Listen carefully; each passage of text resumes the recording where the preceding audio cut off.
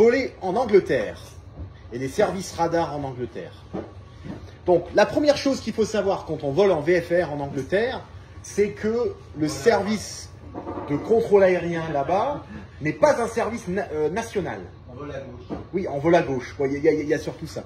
Ce sont des services qui sont fournis par des opérateurs privés. Le plus grand opérateur en Angleterre, c'est NATS, National Air Traffic Services. Ça, c'est le plus gros fournisseur de services de contrôle aérien.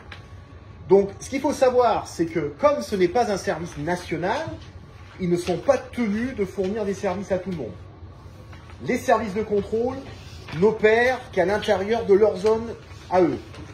Donc, sur un aéroport donné, il y a des contrôleurs qui contrôlent l'espace de cet aéroport, que ce soit une CTR, une TMA ou autre. Et si on veut bénéficier d'un service semblable au SIV en France, quand on vole là-bas, il faut comprendre que les procédures sont un peu différentes. Comment faire pour bénéficier d'un service SIV? Parce que le SIV Deauville français s'arrête ici, quelque part à mi-manche. Donc là, je suis avec les Anglais. Donc Deauville ne va plus me fournir quelques services que ce soit. Maintenant, qui est-ce que j'appelle? Mettons que, je sais pas, que je veux y aller quelque part ici vers le nord. Donc, et j'ai ici, en fait, j'ai le terrain ici de Southampton. Echo Golf Hotel Hotel. Donc, là, ici, j'ai donc Southampton qui a une TMA. J'ai Bournemouth qui a une TMA. Mais si je passe entre les deux, je suis hors espace contrôlé. J'ai les zones de Londres qui commencent au niveau 60 ou un truc comme ça. Donc là, normalement, je suis hors espace contrôlé.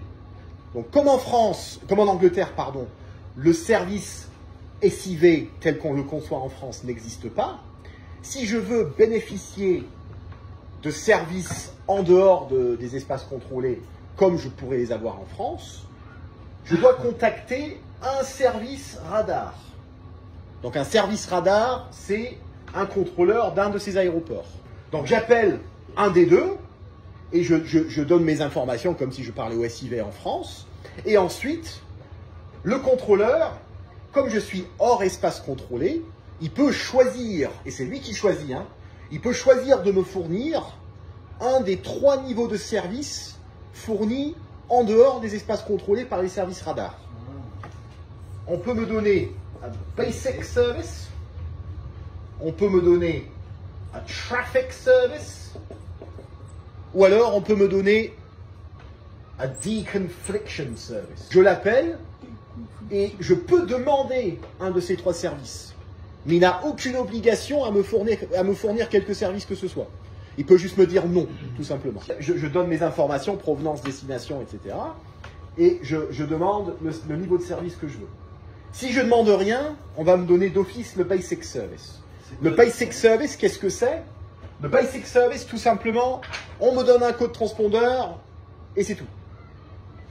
Donc, je suis en fréquence, mais le contrôleur ne s'engage pas à me donner des services radars. Donc, il y a une sorte de service de veille. C'est le Basic Service. Ensuite, si je reçois un Traffic Service, à ce moment-là, j'ai un code transpondeur, j'ai un service de veille, mais j'ai aussi des informations de trafic. Le contrôleur s'engage à me donner des informations de trafic, comme le ferait le SIV en France.